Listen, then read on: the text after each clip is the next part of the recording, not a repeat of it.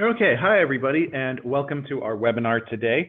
We're going to help you fall in love with marketing today and go through 10 ways to skyrocket sales to your store. So follow along and ask us any questions that you may have. You can type them in the GoToWebinar chat box there, and we'll answer as many questions as we can at the Q&A at the end of this session. Also, this webinar is going to be posted up on the Volusion blog later on, just in case you want to come back for anything that you may have missed, and we'll also be emailing this recording out to everyone that attended as well.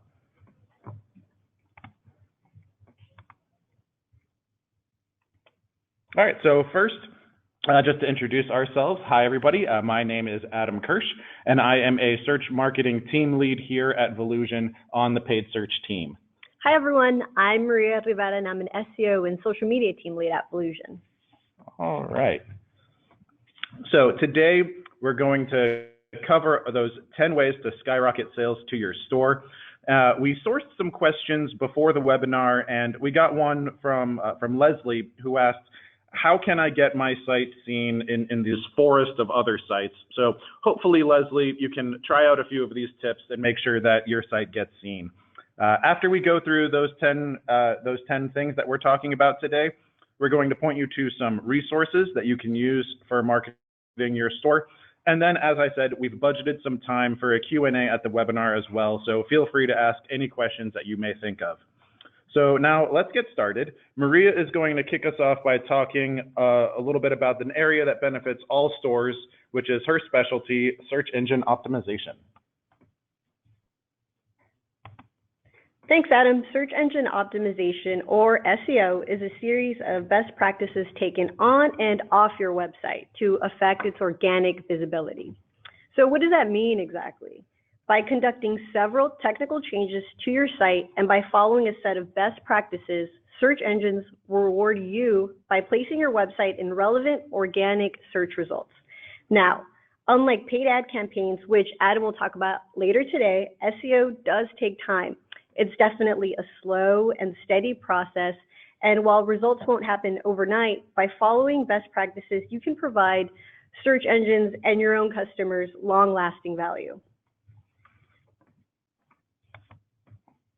As you can see in the screenshot, the organic or non-paid search results appear in this pink box down here. So you can see that they appear without an ad label. And it may look like search engines have started minimizing the space for organic results, and that's because they have. So take it from us, it's best to start some solid SEO work sooner rather than later. Let's delve deeper into describing what SEO is. It can sound very theoretical, but at its core, SEO is the practice of making search engines like Google, Yahoo, and Bing love your website by making your users love you. Now, search engines can take into consideration over hundreds of different factors. And while that can seem pretty overwhelming, there are specific actions you can take that make a significant difference to your site's SEO. The best way to do this is by making your website very simple to understand and navigate. You may be thinking, okay, but how do I do that exactly? Can I really do that myself? And our answer is absolutely. SEO is appropriate for just about every industry, from refrigerator parts to a woman's sandal boutique. There's no monetary budget required for SEO, simply time and effort. Let's talk about how you can get started. The first thing you can do is improve the relevancy of your site's pages. You'll improve relevancy by telling Google exactly what it's supposed to know about each page of your website through written content. Search engines are machines, and you have to be explicit in telling them what you'd like them to know.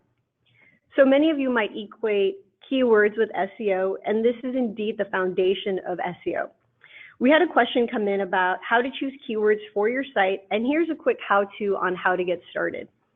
You can begin researching for keywords by taking some time to think about specific phrases your target demographic may type into a search engine to find a product or service like yours. So really try to get in the mindset of your customer.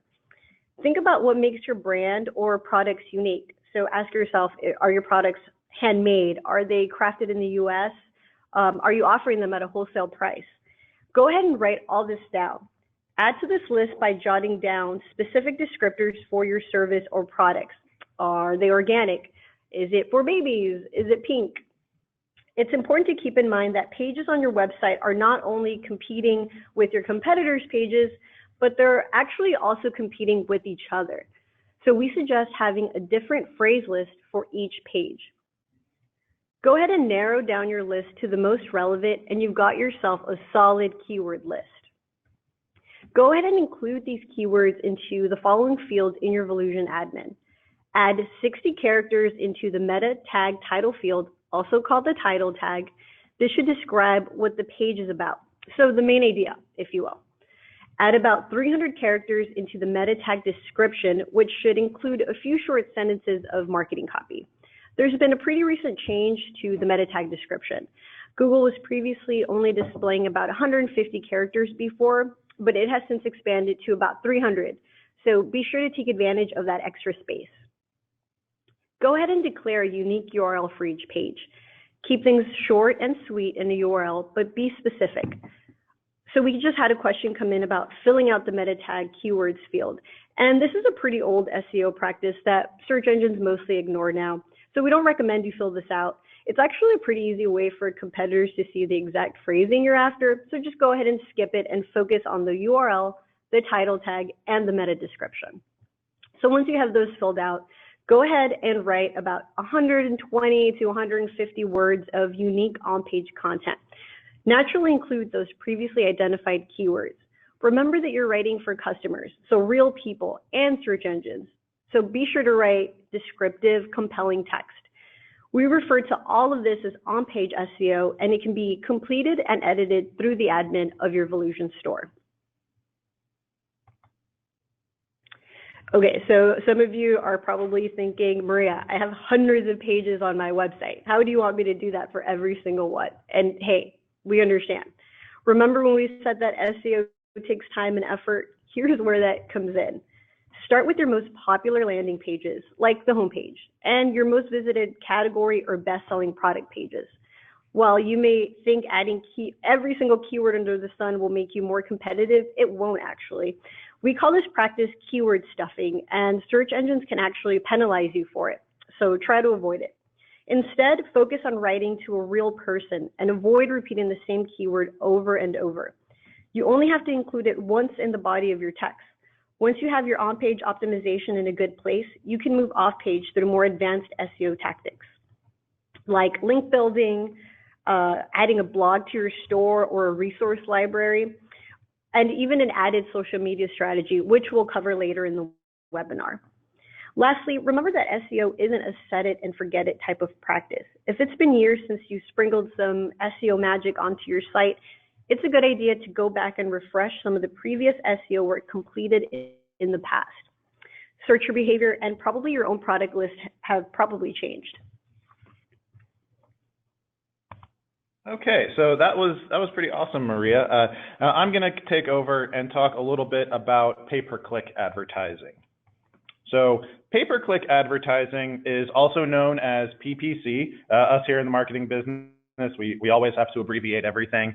But this type of advertising is a way to pay for a spot in Google, Bing, or other search engine results.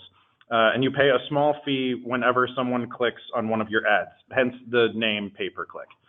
So with a PPC campaign, you're going to be writing ads, creating a keyword list, and then bid to be shown for those keywords. A great benefit here is that PPC is extremely measurable, and you'll have access to a lot of data pretty quickly. And you can use that data to see which ads are driving the most sales, and then optimize your campaign so that it can perform even better. So here on the left, you can see an example of a Google search engine result page. This shows a search for dog toys. You can see that all of the PPC text ads here at the top highlighted in that pink box. So really notice the great placement that they get on this page. This high visibility real estate, it's one of the reasons that pay-per-click advertising is going to be so effective. Okay, so now let's talk a little bit about keywords. We had a couple merchants, a lot of people actually, who wanted to know more tips for PPC keywords. So we're going to dive in a little bit here. So when creating a PPC campaign, you're going to create lists of keywords. So how do you know which keywords to use? Well, first, you'll want to choose words and phrases that align with your business and your products. When creating these lists of keywords, group like sets of words together into what are called ad groups. This helps organize your campaign around common themes or ideas and allows you to optimize your campaigns a little bit easier down the line. And then this next bullet point here, short tail versus long tail, what exactly does that mean? Well, short tail keywords are usually going to be only 1 or 2 words. They're usually very generic and broad, and because of this, they can end up being pretty expensive since it's more likely that a lot of people are going to be bidding on them, and we're working on an auction-based system. So they may not be as targeted to your specific products. Long tail keywords, on the other hand, are going to be very targeted. Now, these are usually 3 or more keywords, and they're a little more descriptive and specific to what you're selling. Because they're more specific, they're usually a little less expensive as there isn't much competition. However, they're going to be more valuable to you because they are bringing visitors to your site that are looking for exactly what you are selling.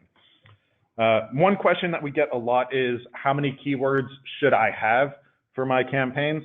And that's actually a little tricky to answer, as it really depends on how many products you're going to be focusing on and how large of a campaign that you want to build out. You can certainly start small. Sometimes just something like 25 to 50 keywords is going to be great, and then build the campaign over time as you accumulate more data. You may eventually wind up with thousands of keywords. It does really depend on how detailed of a campaign you want for your products and how many different focus areas you have. But the biggest thing is to just look for areas of optimization and keep adding to your keyword lists over time. Okay, moving along here, going to talk a little bit about ad copy. So with every group of keywords, every ad group that we're talking about here, you're going to have at least 1 ad. We usually recommend at least 2 or 3 ads per ad group. And then writing your ad copy, be aware that there are some rules and requirements. For example, you can only use a certain amount of characters on each line of text. You also can't use all capital letters or 3 exclamation points in a row, things like that. It's actually pretty simple. You can just review ad requirements and make sure that you're following the guidelines.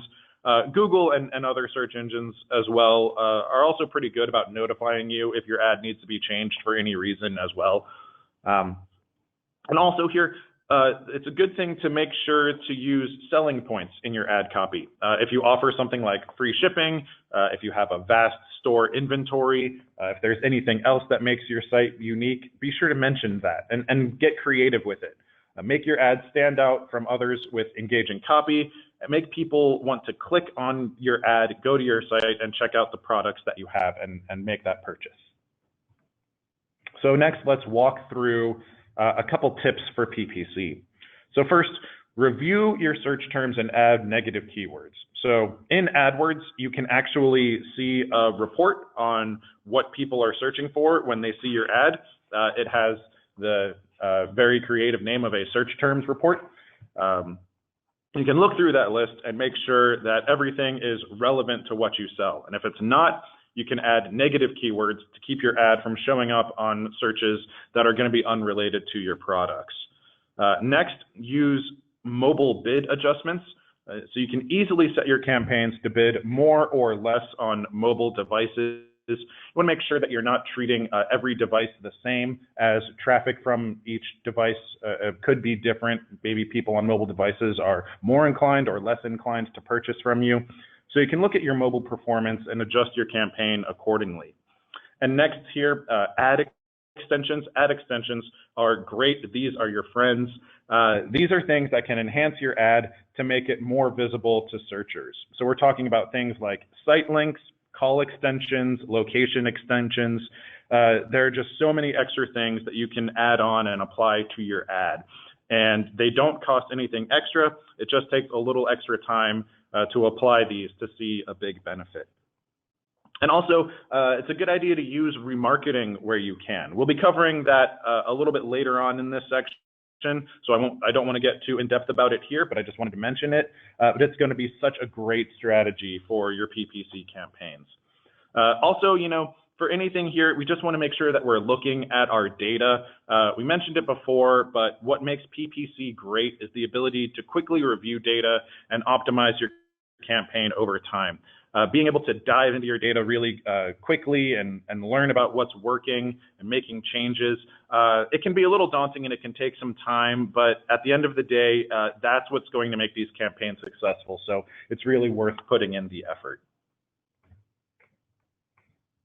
All right, so now that we've covered the more traditional PPC advertising, we're going to talk about another type of paid advertising, and that is shopping feeds and Google Shopping.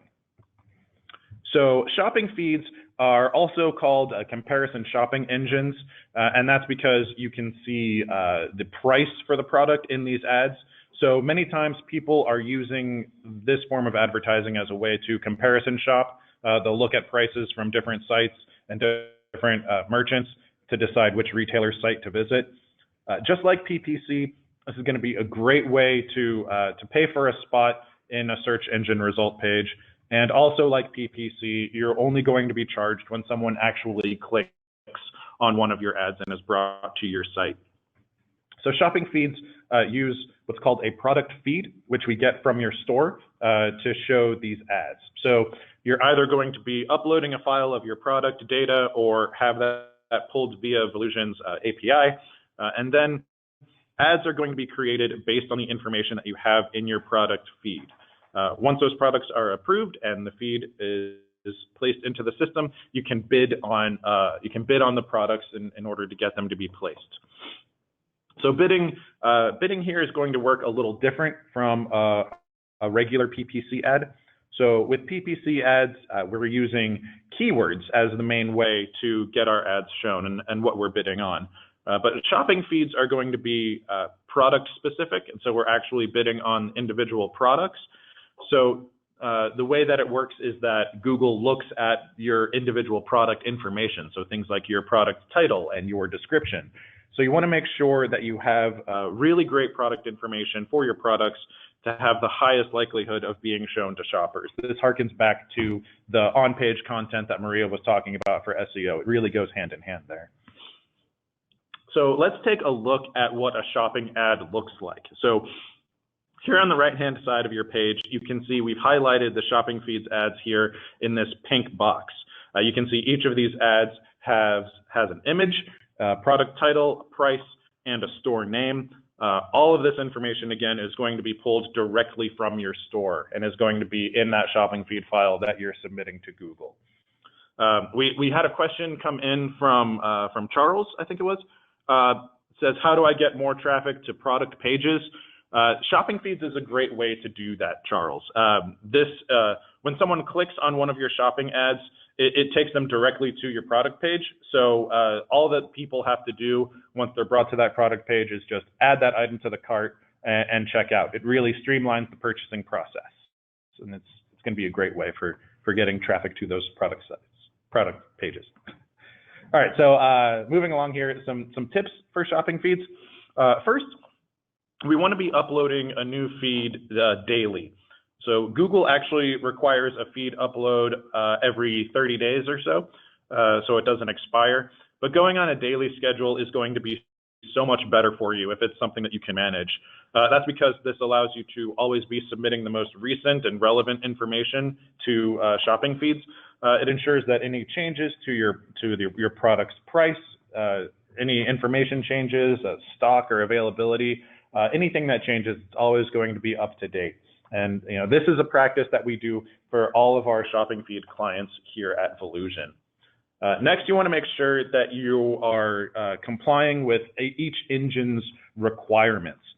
So Google and other shopping engines have requirements on what you need in order to submit, maybe what certain products can and can't be advertised. So that means that you may have to do a little research to make sure that you're being compliant. Sometimes there may be some rules that you might not have thought about. Like, for example, Google requires that you have a couple different forms of contact information on your site, whether it's an email or a phone number or a physical address if you have it. Yeah, and clear shipping and return policies on your site as well. Also, you want to make sure that you have large, clear product images that are free of watermarks. Watermarks frequently mean that your shopping feeds are disapproved and unable to show. So remove those from any images that you have if you want to use that advertising platform. And next, you just want to make sure that you're submitting good product data. Submit as much information as you can, and you use really descriptive product titles. A good title is one that uses descriptive keywords and phrases. So instead of just calling your product something like a brown bag, which sounds pretty boring, you would want to say something more like large brown leather tote bag. This gives much more information, not only to Google, but also to your shoppers. And it really says more about your product, which is going to be helpful. And also, these are comparison engines. People can see your ad with other people's as well. So you want to make sure that you have competitive pricing. These are, as I said, these are referred to comparison shopping engines for a reason. If you're offering the same products as other advertisers, shoppers will be able to compare prices. And often that's going to be one of the major decisions in the buying process. Okay, so I touched on it a little bit before, remarketing. I mentioned it. Now we're going to do a little deeper dive into remarketing. So remarketing is also sometimes just called retargeting. It's a great way to show ads to people who have already visited your website as they continue to browse the web and go on to other pages. You can kind of follow them around. One of the biggest benefits is that by advertising to people who are already familiar with your store, you increase the chance of them coming back to your site to purchase. Remarketing also typically tends to be pretty low cost, so it's great for advertisers that have maybe a smaller budget. These ads can either be text ads or image ads, but regardless, both are going to be great for branding because you're getting your name out there by having your ad show on other sites. So you can use remarketing through many different channels. We have a small list of companies here that offer remarketing solutions. You'll see here we have examples like Facebook and Google, other social media platforms, Pinterest and Instagram. Yeah, lots of different options there. So if you're doing remarketing, how can you make the most of it? Well, first, you want to make sure that you have a pixel that is placed properly. So what is this idea of a pixel? This is a little snippet of code that is going to be provided by whichever service or whichever site you're using, whether it's Google or Facebook. They give you a snippet of code. It's customized just for you. You place that on your website, and then it's able to use that code to track the way that people are engaging with your site. You want to make sure that you have that placed correctly and that it's working properly, step one. Next, look at your remarketing window. This is the window of time after someone has visited your site that they will be seeing your ads. So in most cases, we'll say something like 30 or 60 days after visiting your site is probably the maximum amount of time that you want to set your window to, that you want people to still be seeing your ads. However, there could be some cases, especially in terms of larger purchases, more big ticket items, where it might make sense to extend that window. So that's definitely something to consider. And also, it's a good idea to test out different ad messaging. One ad might just be a general ad to get people back to your store. And another one, you can offer an incentive, something like a certain percentage off with a coupon code. So you can really see what works best for you. And if you're creating image ads, you want to be consistent with your site branding. A lot of people should be able to recognize the branding and logo and associate it with your store. So use the same colors from your website and branding, throw your logo in there to make the ad look more familiar. Okay, so this was a lot of information for me. I talked a whole lot. I'm going to have a sip of water. You're probably tired of hearing my voice. I'm going to kick it back over to Maria here to talk about social media. Thanks, Adam. So I briefly touched on social media as a great strategy add-on for SEO. So social media can work by enhancing and maximizing the search visibility for your brand. So having active, optimized social profiles can actually inform search engines of your brand's authority, which further improves the chances of your site being seen. Social traffics work by driving traffic to your site and enhancing customer loyalty. Like SEO, social media is also free, and it's a great marketing tool for so many different industries. Let's start off with Facebook. So Facebook is a behemoth of a network because of the sheer volume of daily users. I think as of 2016, there's about 1 billion people actively using Facebook. But it's also been around since 2004, so many people understand the ins and outs of this most used social network. If you don't have a Facebook page for your store, what are you waiting for? You definitely don't have to post every day, but getting in the habit of posting weekly, along with fully filling out your complete business profiles, can help people find you on Facebook and through search engines. Don't copy and paste your About Us section from your website. Take some time to create some unique content for your social media family. If you want to delve deeper into making Facebook work harder for your brand, this is really your chance, since Facebook has made great strands for brands in particular to promote their products and store. The first is their ad platform, which has really evolved to include advertising solutions for different types of businesses. If you're looking to expand your reach on Facebook and you do have some marketing dollars to spend, Facebook Ad Manager allows you to target core and custom audiences, which you can create through the Ad Manager platform. You can create lookalike audiences from your competitors to generate leads, drive traffic, and spur conversions. If you've invested time and effort into content, for example, you can also boost a post, which will show it to many more people. Facebook has also made it easier than ever to share videos through Facebook Live.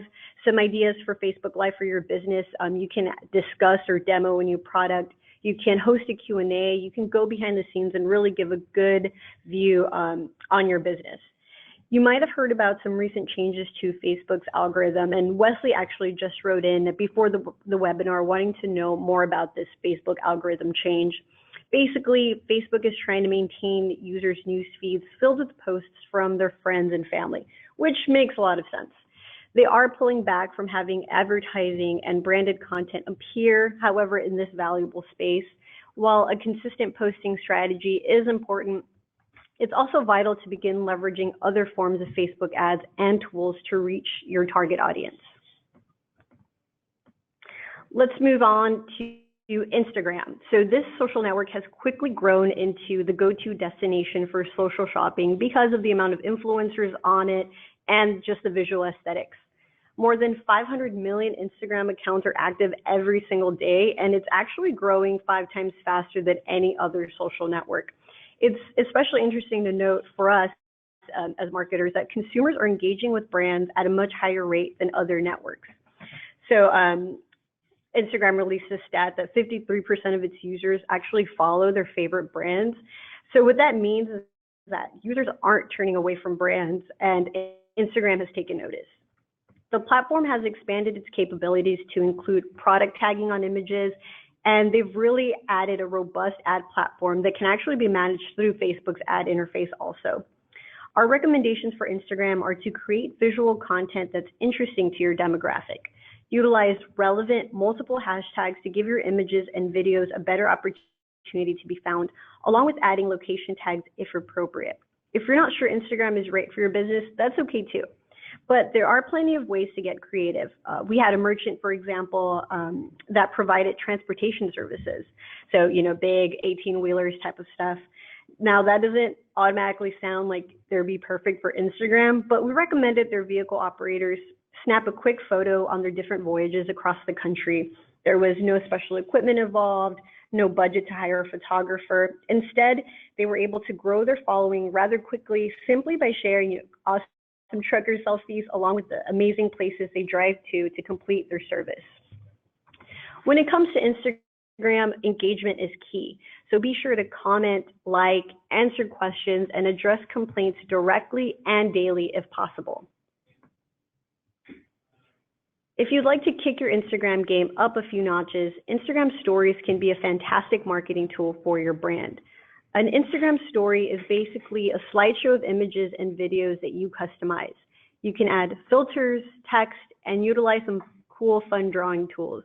Today, more than 300 million accounts use stories every day. Instagram stories has changed a lot recently.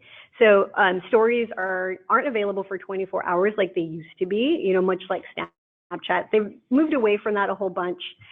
Instead, Instagram stories can be saved, pinned to a profile, and exist for as long as you'd like.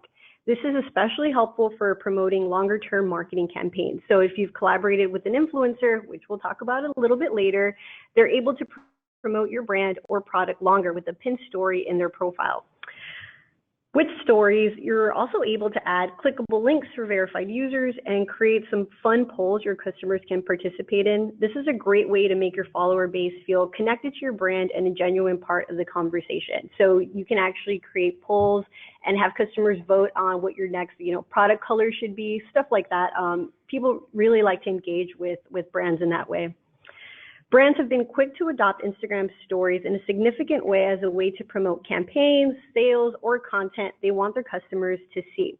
So in all, what I want you to take from Instagram is that it's about creating an immersive visual experience. With a little planning and your smartphone, really no matter how big or small your marketing budget is, you don't have to have one, you can create and build a loyal brand following. Now that we've covered the big two, we also wanted to touch upon other social networks that may be right for your business, depending on your industry. So if you're in the fashion arena, Pinterest, Polyvore are great fits for you just because they're so visual. If you provide a business service, LinkedIn is a great avenue for you to begin engagement and really connect with folks with similar interests to your business. Other networks include Twitter, YouTube, Tumblr, Reddit, and there's some, really specific platforms like House, which, allow you to get tips on home remodeling and design. You definitely don't have to be on every single network, so don't feel pressure to do so. But I'd recommend you choose at least 2 networks and create a monthly calendar with upcoming promotions or product highlights. So this calendar is not to add more work to your busy life, but it's really a great way for you to stay organized so you're not scrambling to come up with posts every single day. Like SEO, social does take time, and it's key to build your brand awareness and authority. And while social can drive conversions, you have to build, this attractive following with people that people want to connect with first before that really takes off. So remember to fully optimize the different About Us sections with relevant keywords and engage with the community you're trying to build. Social, this is really the most important part for you. It's the best way for you to understand your audience, and it gives your audience a chance to get to know your brand. All right, moving here along, we're going to take some time and talk about email marketing now. So there are 2 different types of emails generally, transactional and promotional. Now, transactional emails are emails that are typically going to be automated. These are the messages that get sent out to let someone know that their order has been received or shipped. And then promotional emails are what we're talking about when we refer to email marketing. These can be newsletters where you're sharing information about your business, or it could be more product focused, where you might be promoting a certain product or service that you have. But email marketing is going to be very effective because you're reaching out to people who are already familiar with your business and have chosen to receive these emails from you. They've signed up for this. So it means that they want to interact with you. A lot of times you're going to be emailing people who have already purchased from you. So it's a great way to encourage repeat sales and increase customer loyalty. And it's typically going to be extremely low cost, really just free. Pretty much the most of the cost of email marketing goes into just the time required to create and send these emails. So, whether you're sending a newsletter or a product-focused email, it's going to be a great way to reinforce your brand and communicate with your customers. But I know that you're saying, what if I want to do email marketing, but I don't already have a list of customers to email to? So you want some tips on how to grow your email list. So first, it's a good idea to have a sign-up form on your website somewhere so that people can receive these emails from you. Maybe offer an incentive. You can look around other websites for ideas, but doing something simple like saying, 10% off your next purchase when you sign up for our email list, something like that can be pretty effective as well. You can also encourage your current subscribers to share and forward your emails by including social sharing buttons in them, or a button that's send this email to a friend. If you have a booth at trade shows, for example, we have some clients that are into trade shows, have a sign-up page at your booth. Collect email addresses that way if you're ever doing face-to-face talks with anybody. So once you have a list, how can you make the most of it? So here are some email marketing tips.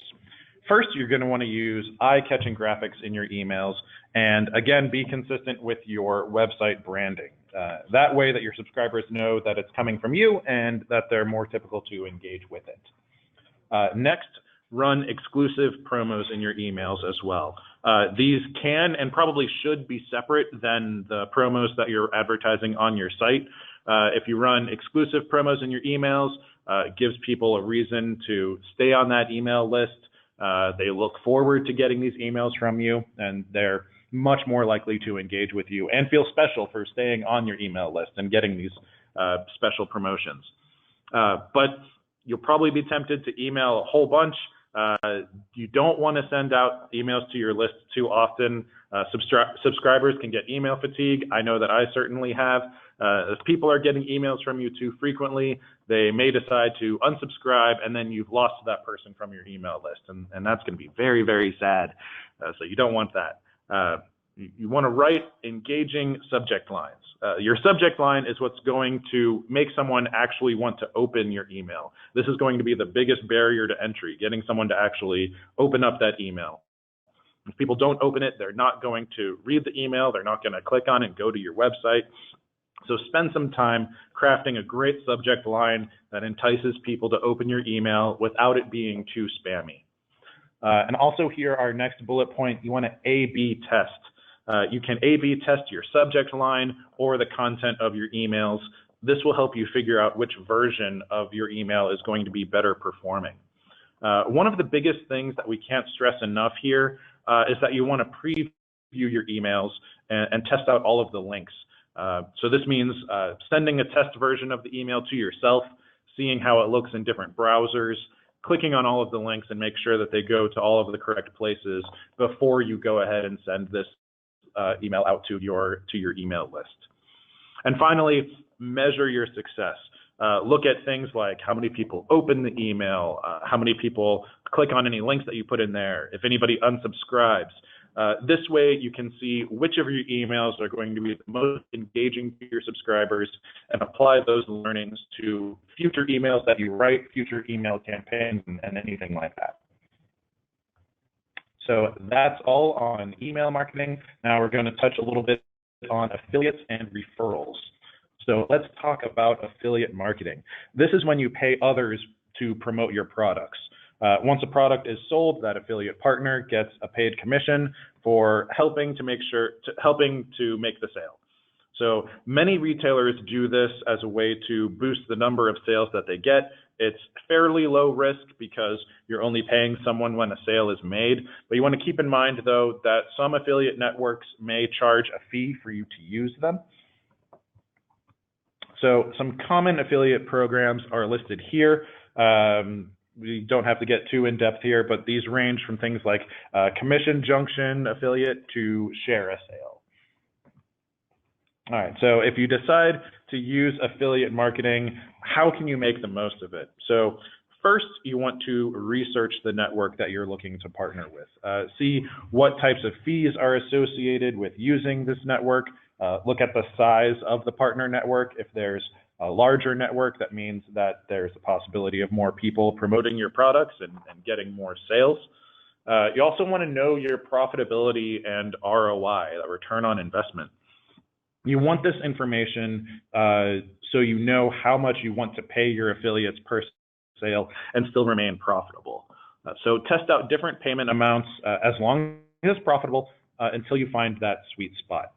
And also, it's a good idea to offer multiple banner sizes. In a lot of affiliate programs, you can create the banners that affiliates use to promote your products. So by providing multiple sizes, you're ensuring that they can fit your ad into many different places, and it's a little more customizable on different websites. So this means that more people can promote your products in different locations.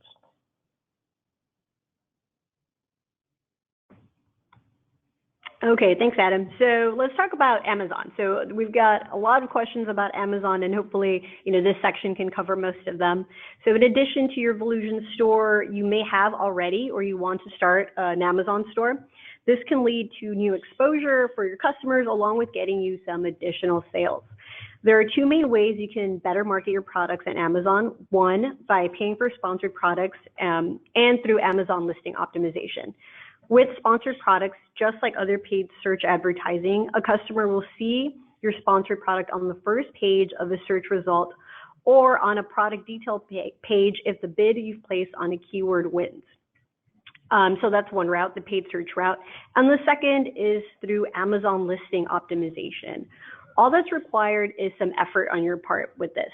By adding keywords and detailed info in your homepage description, your product titles, your product descriptions, you can really set your product apart and give yourself a better chance of showing up for that particular search phrase.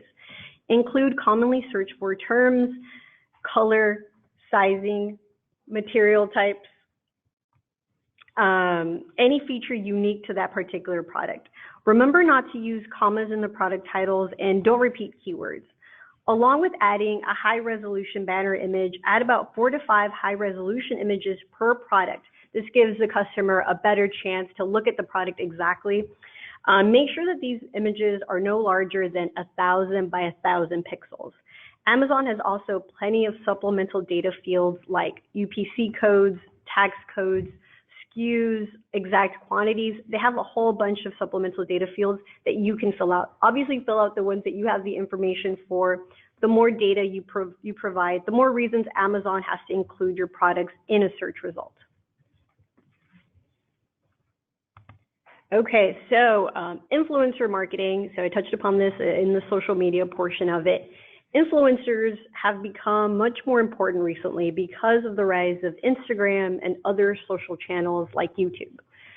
Basically, what influencer marketing entails is a collaboration with bloggers or social media influencers to review and test out products, either for free merchandise or a paid mention, so sponsored posts.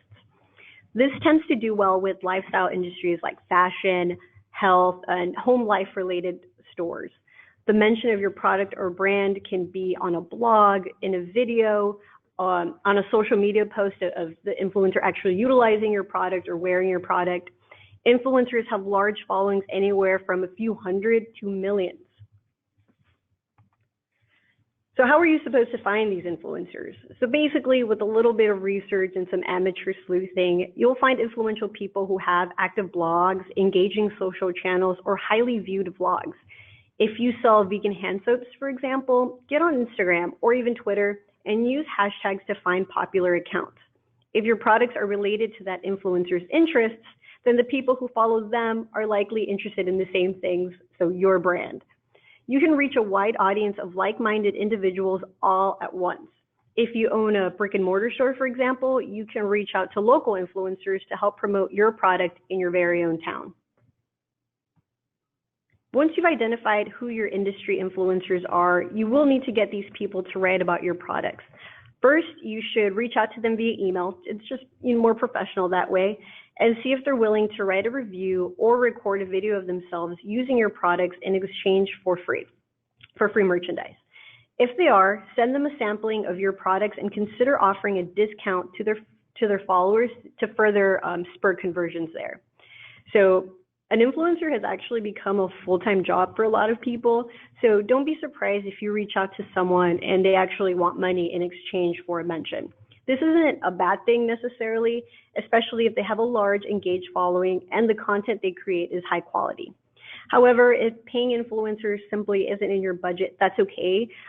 We like to stick to niche influencers. So these are basically smaller more localized influencers with smaller numbers in terms of following, but we've seen that these niche influencers actually have more engaged followings, and you can measure engagement just by looking at how many comments they're receiving under their social media posts, how many likes in comparison to their number of following. My recommendation is not to get distracted by a high follower count. You might want to, hit those that have 14,000 followers, but that's not always the best case scenario for your brand. Instead, reach out to influencers whose passions align with your products. And while you might think this type of thing might only work for fashion or beauty industries, there are influential bloggers and brand ambassadors for almost everything nowadays. For example, one of our merchants sells hiking poles, and they've collaborated with amateur and professional hikers. They send their poles to health enthusiasts like yogis. And it's been really neat to see the content that they create. They get great pictures of yogis climbing mountains all over the world. It is important for you to be clear with the influencer in written communication about what you expect and the work that will be produced upon payment or exchange of goods. Okay, so that wraps it up in terms of the content of this webinar that we had planned. Now just a quick summary of the things that we talked about. So the 10 things that we mentioned today: SEO, it's a great way to increase sales to your site that does not require a big ad budget, but it does require a lot of time and knowledge. PPC, shopping feeds, and remarketing advertising all require an advertising budget, but it can get you quick traffic and improve as you optimize over time. Social media provides many different ways to market with Facebook, Instagram, Pinterest, and others. Email marketing, affiliate marketing, using Amazon are all great methods to try out. And influencer marketing is something that's a little newer, but it can have big benefits for brands. And then here are some resources we have that you can take advantage of if you are not already. All of these resources are free. First off is Google Analytics. By setting up Google Analytics, you'll get information about what pages people are visiting on your store and what actions they are taking.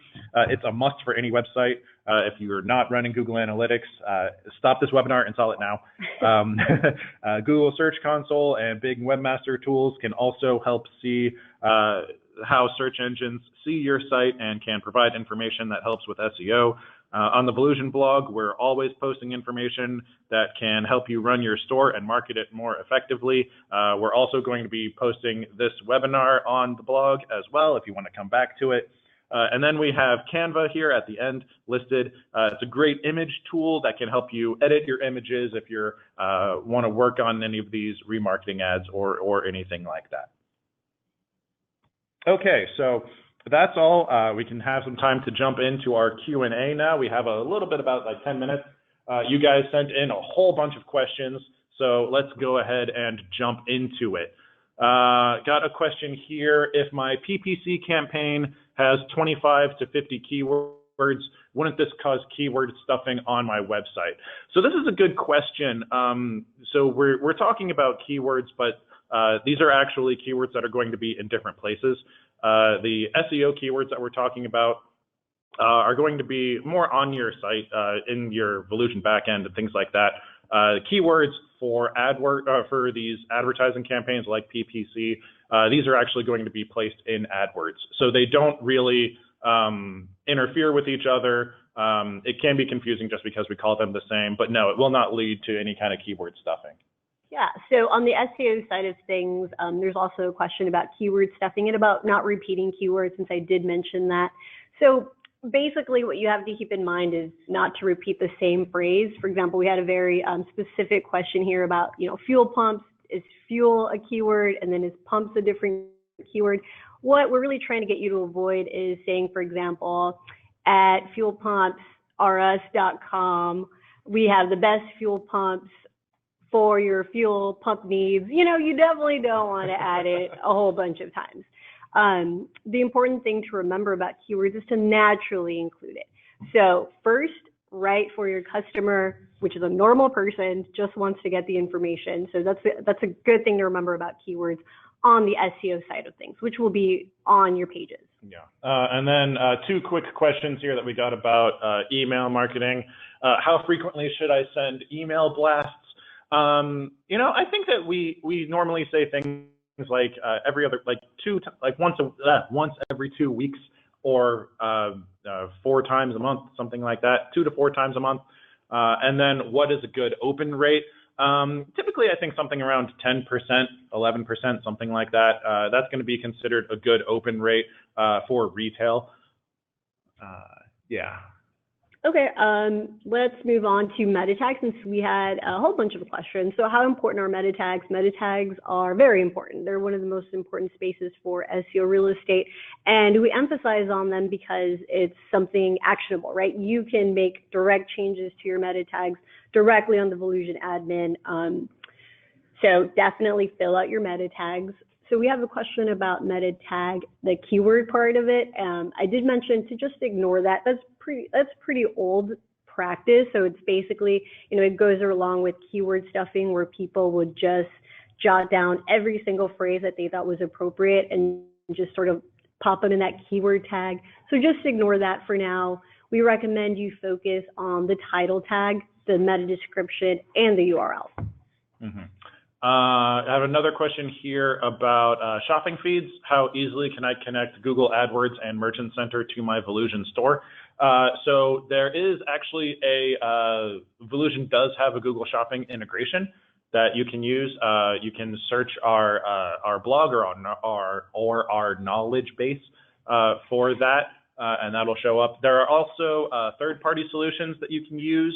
I've used GoDataFeed a lot. That is a service that you can use where you can you can go to your store dashboard and pull out the Volusion API and just paste that in there, and that'll do all of the communication for you. Cool. So there's a good question here about where to find a good social content calendar. And we actually have a content calendar on the Volusion blog. So just visit our Volusion blog, search for content calendar, and you're going to see a full post on it. It's going to give you some great information already included. So you don't really have to put much thought into it other than to follow it along and personalize it with your own products. This includes great ideas for future social posts. Have another question here just about AdWords optimization. I've done a lot of Google AdWords and have had success that does not exceed investment. So it sounds like you're talking about a low ROI. Any suggestions there? Basically, there's a lot of different stats that you can be looking at and working with within AdWords. So you can look at we talked a little bit about different devices.